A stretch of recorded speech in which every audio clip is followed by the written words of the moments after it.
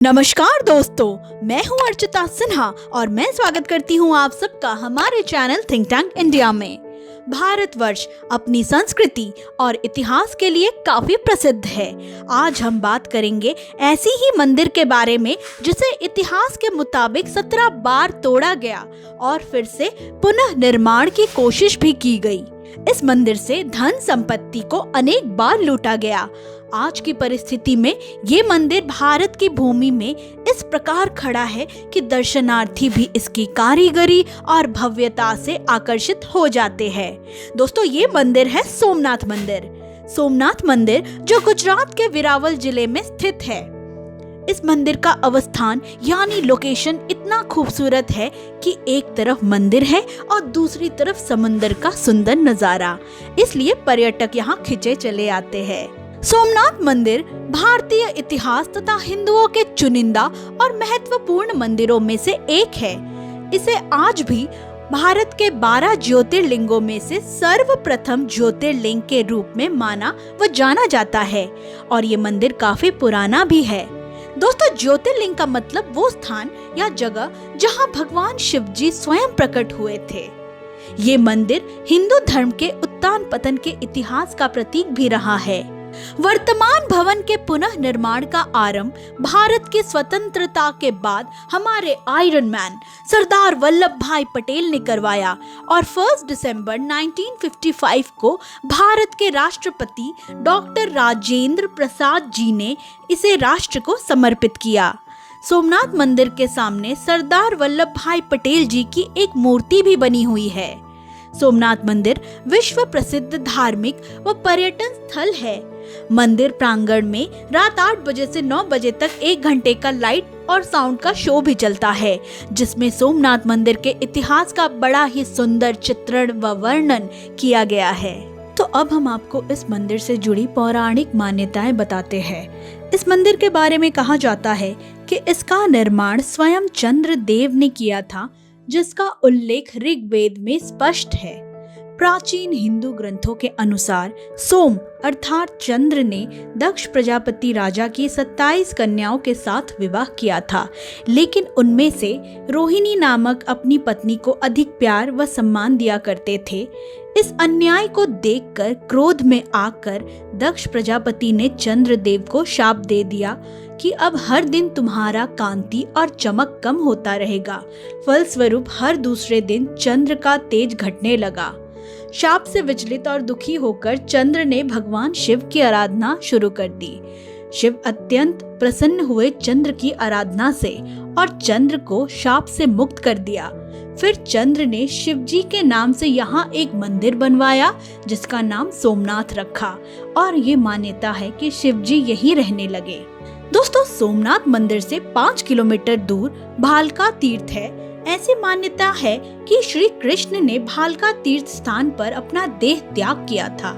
इस स्थान पर बड़ा ही सुंदर कृष्ण मंदिर बना हुआ है। दोस्तों, अब बात करते हैं सोमनाथ मंदिर के इतिहास के बारे में। इस मंदिर की महिमा और कीर्ति दूर दूर तक फैली थी।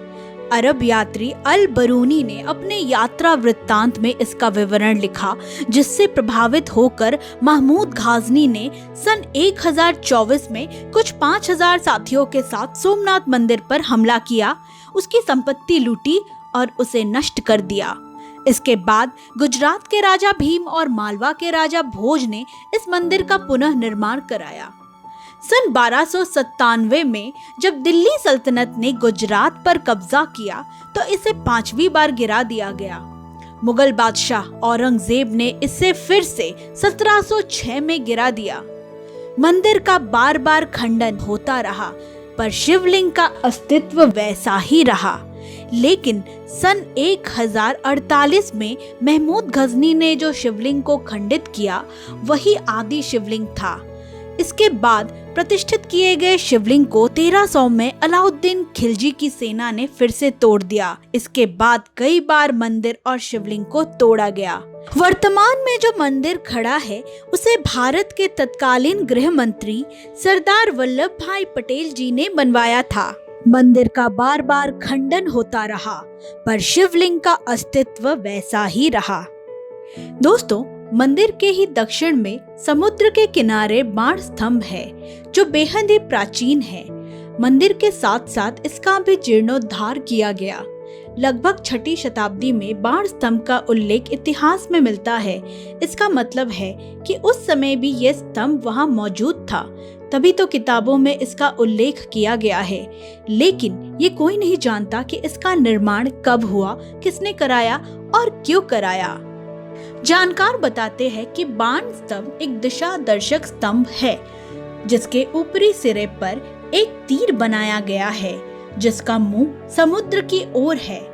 इस बाण स्तंभ पर लिखा है आस मुद्रा दक्षिण ध्रुव पर्यंत अबाधित ज्योतिर्मार्ग। इसका मतलब है कि समुद्र के इस बिंदु से दक्षिण ध्रुव तक सीधी रेखा में कोई अवरोध या बाधा नहीं है। अब सबसे बड़ा सवाल ये है कि उस समय भी लोगों को ये जानकारी थी कि दक्षिणी ध्रुव कहाँ है और धरती गोल है।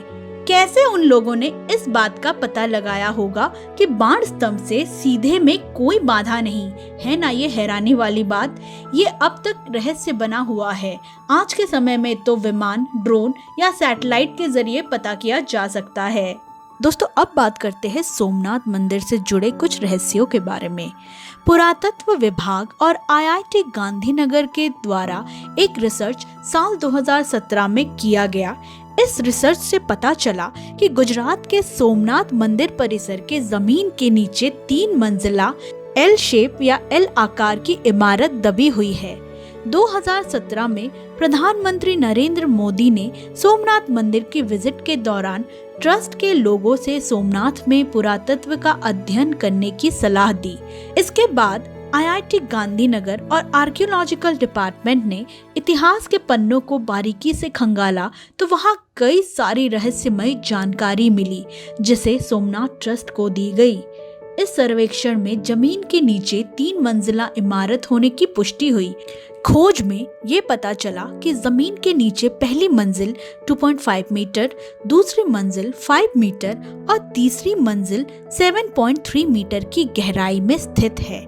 इस कार्य के लिए IIT गांधीनगर के विशेषज्ञों ने 5 करोड़ से भी ज्यादा भारी भरकम मशीन लगाकर अलग अलग इलाकों में रिसर्च किया। तो दोस्तों, ये थी सोमनाथ मंदिर से जुड़े कुछ रोचक तथ्य। आशा करती हूँ कि आपको हमारी ये वीडियो पसंद आई होगी। वीडियो पसंद आए तो कमेंट में हर हर महादेव जरूर लिखिए। साथ ही अगर आप सोमनाथ मंदिर के दर्शन कर चुके हैं तो हमें अपने अनुभव जरूर शेयर कीजिए कमेंट में। और हाँ, अगर आप सोमनाथ मंदिर की यात्रा करने वाले हैं तो हमारी इस वीडियो से आपको कुछ इन्फॉर्मेशन तो अवश्य मिली होगी। चैनल में अगर आप नए आए हैं तो चैनल को सब्सक्राइब जरूर कर लीजिए और नोटिफिकेशन बेल को दबा दीजिए। Thanks for watching think tank India.